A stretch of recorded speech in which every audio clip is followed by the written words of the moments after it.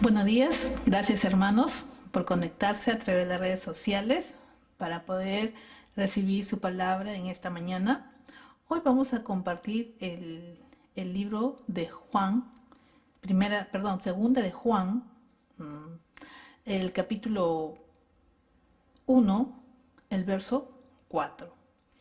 Dice la palabra: mucho me regocijé porque he hallado a alguno de tus hijos andando en la verdad, conforme al mandamiento que recibimos del Padre. Una vez más dice: mucho me regocijé porque he hallado a alguno de tus hijos andando en la verdad. Juan estaba alegre, gozoso, se regocijaba porque había, dice, hallado a muchos, dice, algunos de tus hijos andando en la verdad, dice, conforme al mandamiento que recibimos del Padre. Eran hijos, andaban en la verdad y estaban obedeciendo la palabra que habían recibido. Y de esto el apóstol Juan se regocijaba. Dice: nunca se ha tenido acceso a tanta información y al mismo tiempo jamás ha existido tal nivel de desconfianza ante las noticias que llegan desde cualquier ámbito, ¿no? Vivimos sumisos en estos tiempos a la duda con todo lo que sucede con respecto al presente y a la incertidumbre en cuanto al futuro. No sabemos qué va a suceder. Vemos en este tiempo en el cual vivimos esta pandemia, tantas dificultades, tantas pruebas, tantas personas que han dejado de existir y no sabemos qué va a ser. Hasta ahora este mundo es incierto, pero ¿qué dice la Biblia? ¿Qué nos dice frente a todo esto? Dios afirma que en Él encontramos la certeza que nosotros necesitamos. Él es nuestra única esperanza, que aún en el Señor, la llamada época de la posverdad.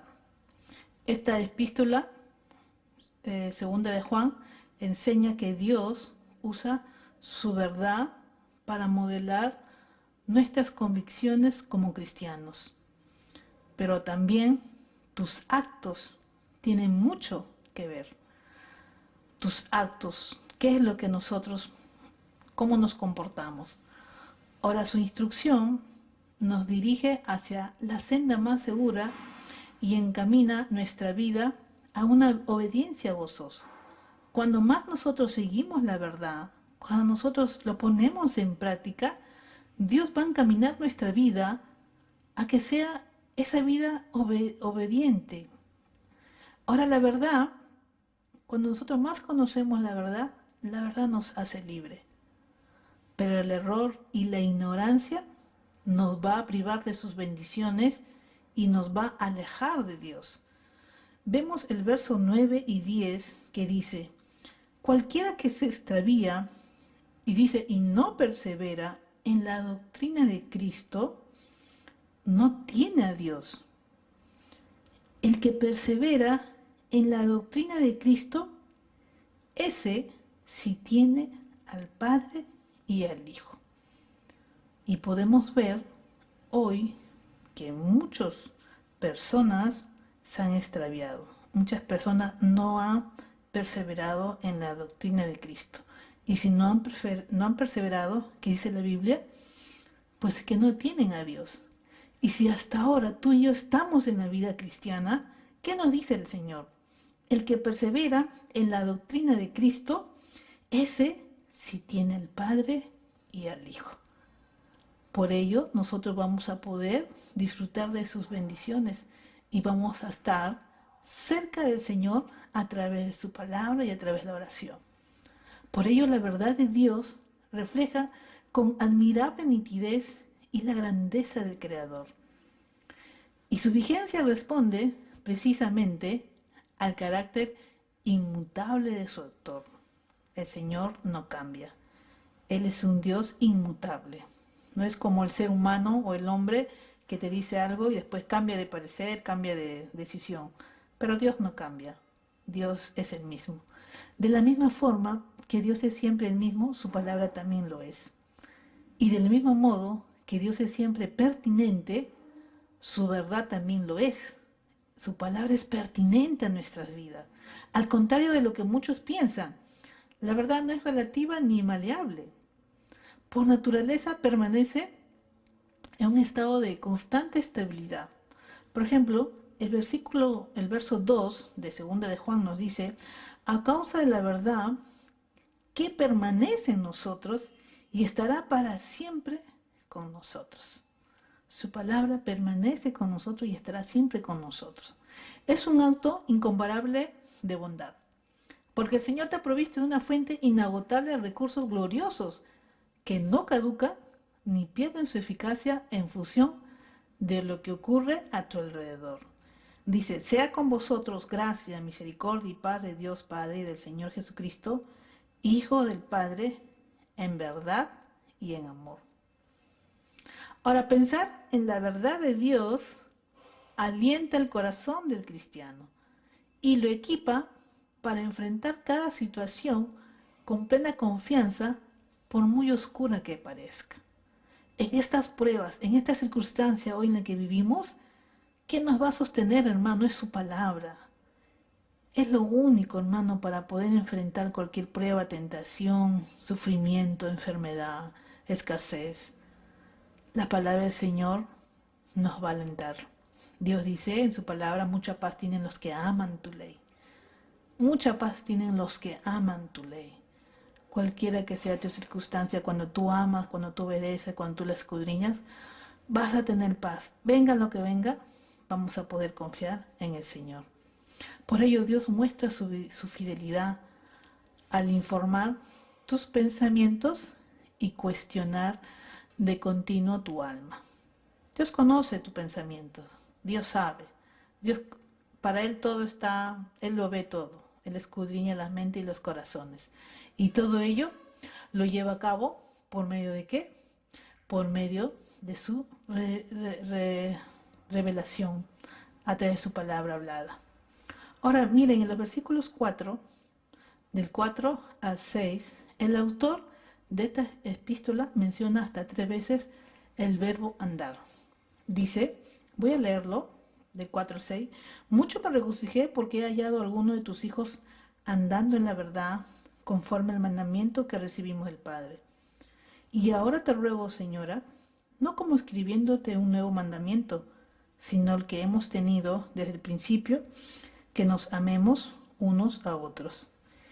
Y este es el amor, que andemos según sus mandamientos. Este es el mandamiento, que andéis en amor, como vosotros habéis oído desde el principio. ¿Qué nos está diciendo el autor en esta epístola?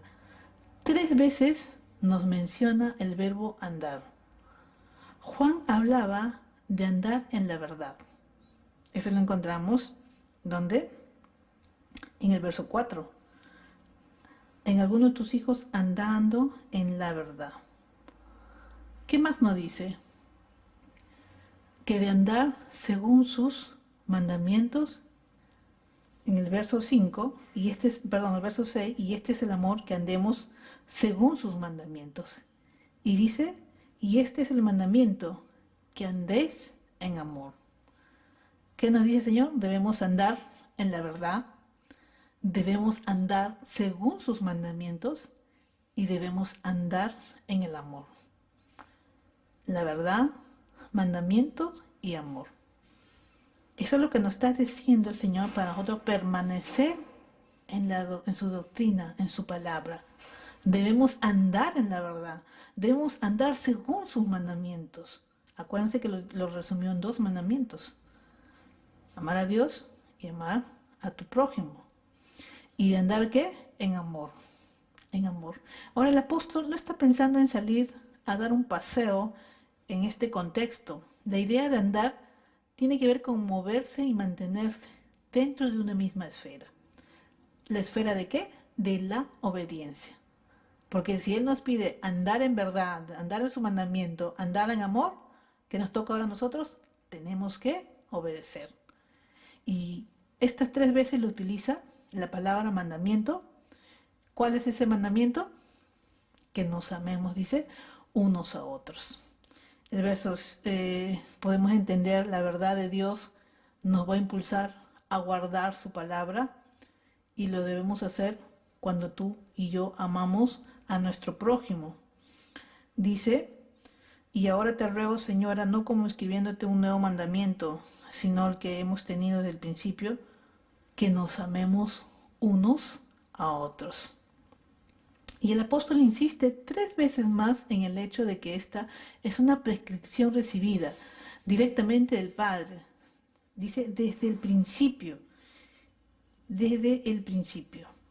Ahora, no se trata de un encargo nuevo. Juan apela a lo que Moisés, Cristo y él mismo había enfatizado anteriormente.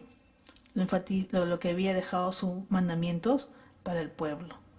Y esto también es para nosotros, porque si nosotros vamos a 1 de Juan capítulo 4 verso 7, amados, amémonos unos a otros, porque el amor es de Dios. Todo aquel que ama es nacido de Dios y conoce a Dios. Cuando nosotros nos alejamos de esta verdad, nos alejamos del amor, Dios conoce tu corazón, Dios conoce mi corazón. Y cuando nosotros nos alejamos, no estamos nosotros obedeciendo. Por ello, la verdad y el amor resulta inseparable. Conocer la verdad de Dios trasciende lo meramente intelectual. Conocer la verdad es conocer su palabra. Ella dice, tus pasos hacia la senda del amor mutuo. Cuando dice ama a tu prójimo, cuando dice amarnos unos a otros, ya no está cambiando nuestra manera de pensar. ¿Por qué? Porque tenemos que obedecer a lo que el Señor nos manda, de amarnos unos a otros. Ahora, tus vínculos con tus hermanos en la fe no responden a afinidades o inclinaciones naturales. La verdad estimula tus afectos para con los demás y promueve la comunión que disfrutas en Cristo en absoluta armonía con las demandas divinas. Y por ello el Señor nos da una advertencia. Cuando tú y yo nos alejamos de esta verdad de Dios, nosotros perdemos toda referencia objetiva. Estamos dando rienda suelta a nuestro razonamiento propios o ajenos y estamos confirmando que tus preferencias son distintas a las suyas. Y esto no debe ser así, no debe ser así. Esto te sitúa en una posición inaceptable delante del Señor. No puedes decir, pero ¿cómo puedo amar a este si mira, este es un rebelde, este es un desobediente? No, la Biblia nos dice que debemos amarnos unos a otros. Aquí no entra la razón. Porque si nosotros entramos a cuestionar, a razonar, hermanos, entonces, ¿qué estamos haciendo con nuestra fe? Lo que debe predominar en nuestra fe en el Señor, lo que dice en su palabra, y esto nos lleva a creer. Juan advierte de que esta actitud rebelde y desafiante es propia del anticristo. Asimismo, malogra lo edificado hasta entonces, despojándote de un galardón completo. Mira lo que dice el verso 8. Mirad por vosotros mismos, para que no perdéis el fruto de vuestro trabajo, sino que recibáis galardón completo. Necesitamos conocer la verdad. Todo lo que sabes acerca de Dios se revela por medio de ella. Y necesitamos practicar la verdad. Y no hay mejor forma de probar que la hemos entendido. Pero necesitamos también proclamar la verdad. Y esto supone en ocasiones separarte de aquellos que difunden el error de manera engañosa y obstinada. Tenemos que alejarnos de ese tipo de personas, porque miren lo que dice el verso 10 y 11 de 2 de Juan. Si alguno viene a vosotros y no trae esta doctrina, no lo recibáis en casa ni le digáis bienvenido, porque el que le dice bienvenido participa en sus malas obras. Tenemos que tener cuidado, tenemos que saber discernir. Cuando vengan estas personas que no van de acuerdo a nuestra doctrina, hacerlo a un lado. El apóstol excluye algunos temas de su carta, pero no lo hace por cuestión de espacio. Segunda de Juan es el libro más breve de toda la Biblia.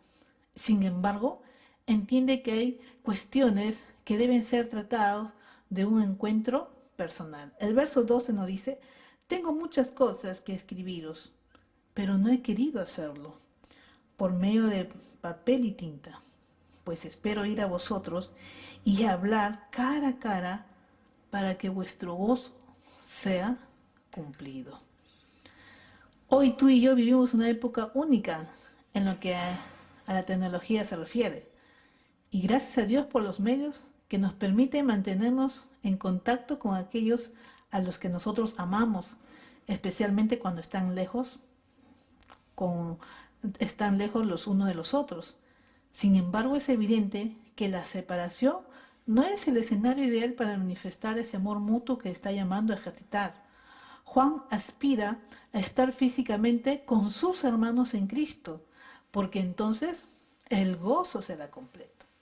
¿Quién ha probado la benignidad del Señor? Se deleita en la comunión con aquellos que aman su ley y guardan sus mandamientos.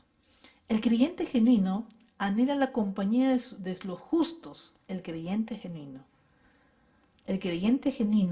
anhela la compañía de los justos. Va a querer buscar a sus hermanos en la fe. Pero si el apóstol anhela reunirse y no se conforma con mantener una correspondencia esporádica, tampoco deberías hacerlo tú. El único Dios verdadero ha sido realmente generoso con sus hijos y por medio de su verdad encarnada ha sido fiel, dice, en otorgarnos el perdón de nuestros pecados y la salvación eterna. Y a través de su verdad revelada es fiel en consolarte y capacitarte para la vida y la piedad. Por ello la verdad de Dios te proporciona todo lo que nuestra alma necesita. No existe un tesoro mayor. Ahora, la pregunta es, ¿te dedicarás a algo menor? Es para reflexionar. Busquemos conocer la verdad que Dios fielmente reveló en su palabra, para entonces nosotros poder atesorarla y obedecerla. Hay que tener mucho cuidado. No es solamente conocimiento, conocer y no vivirlo. De lo poco o lo mucho que conoces, tenemos que obedecer.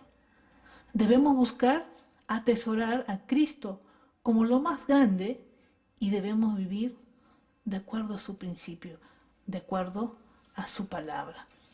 Que Dios, su Espíritu Santo y el Señor Jesucristo nos ayude a tener una vida de obediencia y que lo que nosotros conozcamos cada día, esa pequeña porción de palabra, en nuestro tiempo a solas con Dios, en nuestras mañanas, en los cultos, en nuestras misiones, o lo obedezcamos de todo corazón, hermano. Que Dios nos ayude. Dios le bendiga a cada uno de nosotros. Bendiciones.